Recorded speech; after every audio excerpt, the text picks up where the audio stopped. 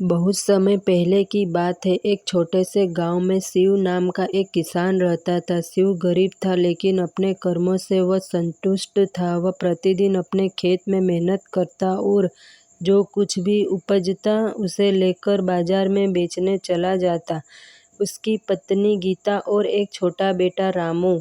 शिव और उसका परिवार भले ही गरीबी में जीवन बिता रहा था, लेकिन उनके जीवन में खुशियाँ और संतोष था।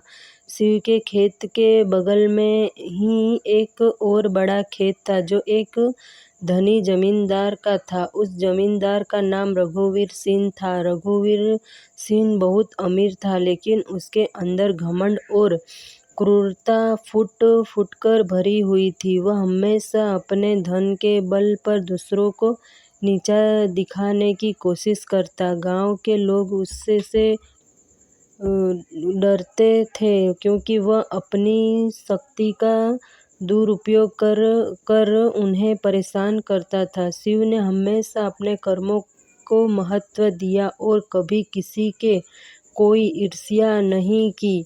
वह अपने कर्मों में व्यस्त रहता और हर किसी की मदद के लिए हमेशा तैयार रहता। लेकिन रघुवीर सिंह की नज़रें हमेशा शिव के खेत पर लगी रहती थी। शिव का खेत भले ही छोटा था, लेकिन उसमें उगने वाली फसलें बहुत अच्छी होती थी।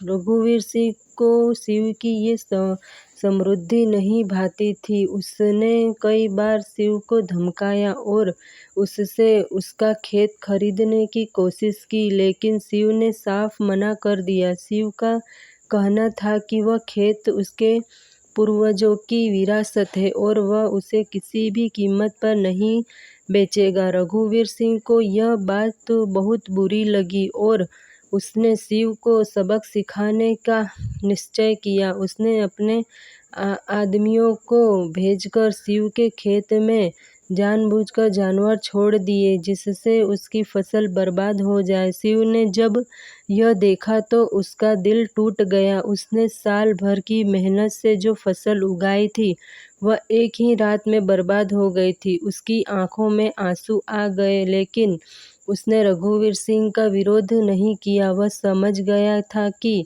यह रघुवीर सिंह का ही काम है। शिव ने भगवान से प्रार्थना की और कहा, हे भगवान, मैंने किसी का बुरा नहीं किया। मैं हमेशा ईमानदारी से अपना काम करता रहा हूँ। आपसे बस यही प्रार्थना है कि मुझे इस संकट से उबारे। शिव के धैर्य और विश्वास ने उसे हारने नहीं दिया। उसने अगले साल फिर से अपने खेत में मेहनत की, लेकिन इस बार फसल बहुत कम हुई। गांव के लोग उसकी स्थिति देखकर दुखी थे, लेकिन कोई भी रघुवीर सिंह के खिलाफ खड़ा होने की हिम्मत नहीं कर पाया। इधर रघुवीर सिंह को अपने किए पर कोई पछतावा नहीं था। उसे लगता था कि उसने शिव को सबक सिखा दिया है और अब वह उसका खेत खरीद लेगा। लेकिन शिव ने फिर भी हार नहीं मानी। उसने गांव के अन्य किसानों से मदद मांगी और धीरे धीरे अपने खेत को फिर से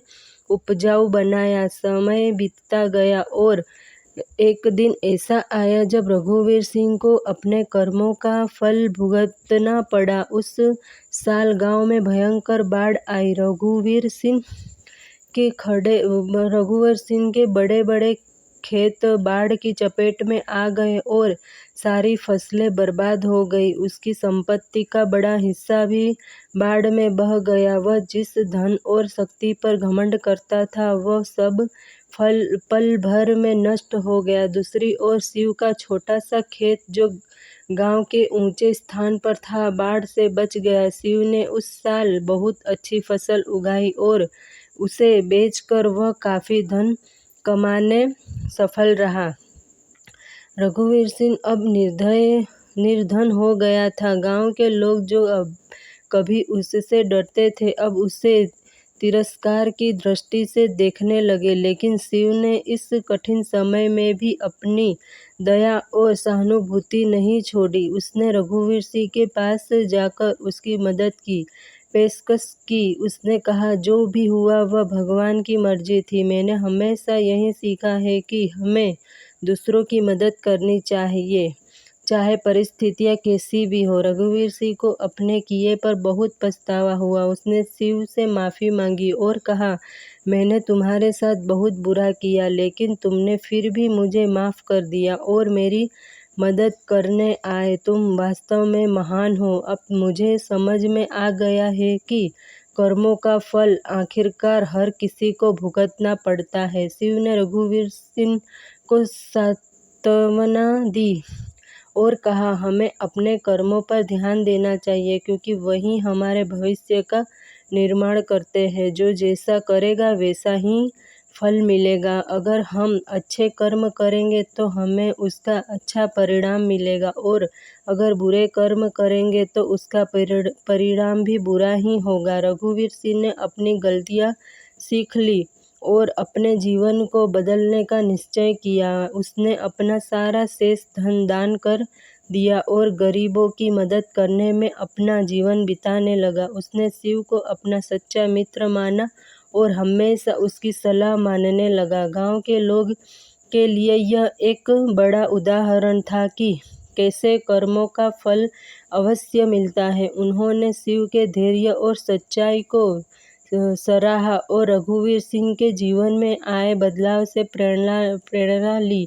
धीरे धीरे गांव में सभी लोग ईमानदारी और परोपकार के मार्ग पर चलने लगे। शिव और उसका परिवार अब सुखी और समृद्धि जीवन जी रहा था। उसने अपने बेटे को भी अच्छे संस्कार दिए और उसे सिखाया कि जीवन में हमेशा सत्य धर्म के मार्ग पर चलना चाहिए। सीख, कर्मों का फल निश्चय होता है।